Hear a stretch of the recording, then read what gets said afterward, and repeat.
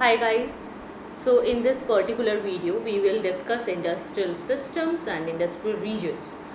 इसमें हम मैप के थ्रू ये समझेंगे कि दुनिया के सबसे इम्पॉर्टेंट जो इंडस्ट्रियल बेल्ट्स हैं वो कहाँ कहाँ स्थित हैं और कौन कौन से इंडस्ट्रियल रीजन्स हैं जो किस किस चीज़ के लिए फेमस है।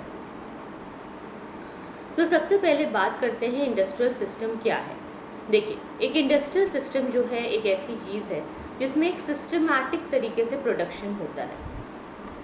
अब अगर आपको कोई सिस्टम को अच्छे से चलाना है तो उसके सारे कंपोनेंट्स ठीक से काम करने चाहिए। तो सबसे पहले होता है इनपुट। मान लीजिए कि आपको कोई चीज़ बनानी है, कोई प्रोडक्ट बनाना है, तो आप कुछ ना कुछ तो उसमें डालोगे, इनपुट करोगे, फिर उसकी प्रोसेसिंग होगी, ठीक है, उसकी फिनिशिंग होगी, वो तैयार होगा, और जब वो तैयार होगा तो उसे हम कहेंगे आउटपुट। तो इनपुट, प्रोसेस एंड आउटपुट, ये तीन चीज़ें हैं जो एक इंडस्ट्रियल सिस्टम का एक बहुत ज़रूरी हिस्सा है। इनपुट क्या है? इनपुट एक तरीके का रॉ मटेरियल है। जो रॉ मटेरियल, लेबर, लैंड की कॉस्ट आती है, ट्रांसपोर्ट की कॉस्ट आती है,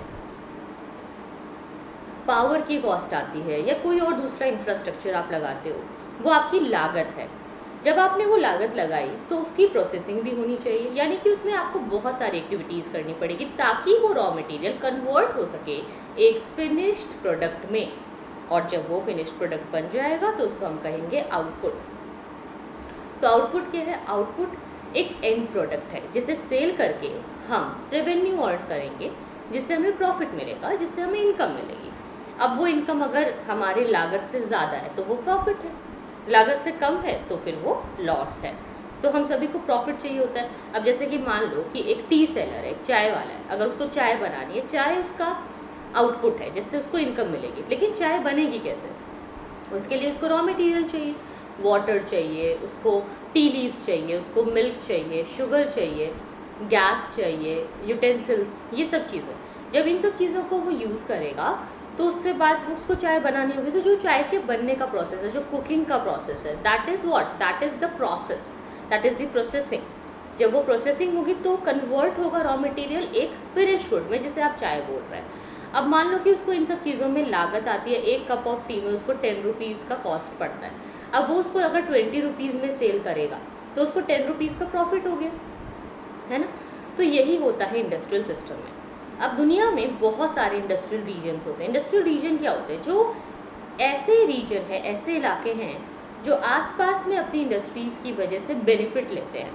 नंबर ऑफ इंडस्ट्रीज़ अगर एक दूसरे से बहुत क्लोजली लोकेटेड होती है और एक दूसरे से अपने बेनिफिट को शेयर करती है, क्योंकि वो एक दूसरे के आसपास है तो वो क्लोजनेस का बेनिफिट शेयर कर रहे हैं, उससे इंडस्ट्रियल रीजन ग्रो होता है। जैसे कि मान लीजिए मैं बात करूँ अगर यूपीएससी कोचिंग की, तो ये भी एक बहुत बड़ी इंडस्ट्री है। अब आप देखते हो कि जहाँ पे कोचिंग सेंटर्स होते हैं वहाँ पे आपको और भी बहुत सारे काम होते हुए दिखेंगे। वहाँ पे आपको बुक्स के सेलर्स मिलेंगे वहाँ पे ज़ेरॉक्स ऑपरेटर्स हैं जो फ़ोटोकॉपी का काम कर रहे हैं, ज़ेरॉक्स का काम कर रहे हैं। वहाँ पे स्टेशनरी भी होंगी, वहाँ पे रेस्टोरेंट्स भी होंगे, वहाँ पे पीजी होंगे जहाँ पे स्टूडेंट्स रहते हैं, पढ़ते हैं, लाइब्रेरीज़ होंगी, वहाँ पे बहुत सारे ट्यूशन सेंटर्स होंगे, बहुत सारे अलग अलग मटेरियल्स वहाँ पे मिलते होंगे। तो ये सारी चीज़ें जो है, ये सब चीज़ें एक दूसरे की आसपास होने का फ़ायदा उठा रही है। अगर ये सब चीज़ें एक दूसरे के आसपास हैं तभी उन सबको बेनिफिट हो रहा है। तो ये मेजर इंडस्ट्रियल रीजन बन जाता है ऐसे। और जो मेजर इंडस्ट्रियल रीजन होते हैं वो ज़्यादातर टेम्परेट एरियाज़ में होते हैं, क्योंकि टेम्परेट एरियाज़ में वैसे भी लोग एग्रीकल्चर ज़्यादा नहीं करेंगे क्योंकि वहाँ पे इतनी रेनफॉल नहीं होती है, तो वहाँ पे इंडस्ट्री को ज़्यादा इंपॉर्टेंस दी जाती है। और इंडस्ट्रियल रीजन ज़्यादातर सी पोर्ट्स के पास होते हैं, किनारे पे, ताकि इंपोर्ट एंड एक्सपोर्ट किया जा सके।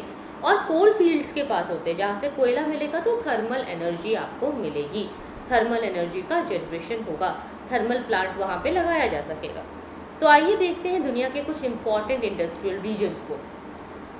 ठीक है, आप यहाँ पे देख सकते हैं इंडिया में जो ये पूरा नॉर्थ इंडिया का इलाका है और ये जो मुंबई का इलाका है, चेन्नई का इलाका है, ये एक मेजर इंडस्ट्रियल रीजन है। हमारे यहाँ पे कौन कौन सी मेजर इंडस्ट्रीज़ है? हमारे यहाँ है cotton textile industry, iron and steel industry, mineral power plants, ये सब हमारे यहाँ पे काफ़ी ज़्यादा है। यहाँ पे आप देख सकते हैं शंघाई है, वुहान है ना, और ये चाइना का मेजर इंडस्ट्रियल इलाका है। फिर जापान जो है वो भी एक बहुत बड़ा इंडस्ट्रियल रीजन है क्योंकि वो टेक्नोलॉजी में बहुत एडवांस है। यहाँ आप देख सकते हैं जावा है, ठीक है, ये भी बहुत इंपॉर्टेंट है। मेलबर्न है, ठीक है। ये जो हमारे आइलैंड वाले इलाके, ये स्पाइसेस के लिए बहुत अच्छा काम करते हैं। देन आप यहाँ पे देख सकते हैं यूएसए में मेजर इंडस्ट्रियल है, आईटी हब्स है यहाँ पे बहुत सारे। देन आप यहाँ पे भी देख सकते हैं कि जो नॉर्थ अफ्रीका का ऊपर नॉर्थ का इलाका है वो भी एक मेजर इंडस्ट्रियल रीजन है।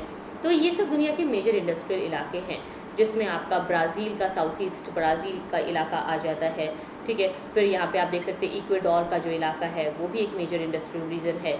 मेक्सिको सिटी में भी इंडस्ट्रीज़ हैं।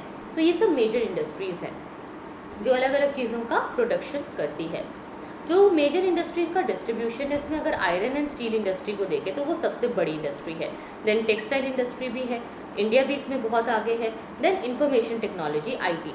Iron and steel textile industry जो है ये बहुत पुरानी है, ये बहुत ओल्डर इंडस्ट्रीज़ हैं, जबकि आईटी अभी नई है, ये एमर्जिंग इंडस्ट्री है। आईटी हब्स इंडिया में बैंगलोर में है, इसीलिए बैंगलोर को सिलिकॉन प्लेटू भी कहा जाता है, बिकॉज जो सिलिकॉन है वो बहुत ज़्यादा टेक्निकल चीज़ों में यूज़ किया जाता है।